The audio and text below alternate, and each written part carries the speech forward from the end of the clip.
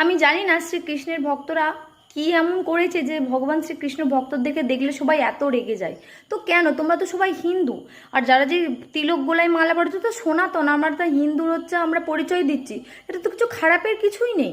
তো রেগে যাওয়ার কি আছে? তোমরা যতভাবে রেগে যাও, কৃষ্ণ ভক্তদেরকে গালিগালা করো, যার জন্য সমাজটা আজকে কি হয়েছে দেখো, পুরো নরকে পরিণত হয়ে গেছে। একমাত্র তোমাদের জন্য। নিজেদের মনটাকে পরিবর্তন করো, তোমরা যে নিজের দিকে পরিবর্তন করতে পারো, সমাজটাকে পরিবর্তন করতে পারবে। আর কৃষ্ণ ভক্তদেরকে সম্মান দাও। কৃষ্ণ ভক্তরা কিন্তু আর যাই করুক মধু মাতাল না।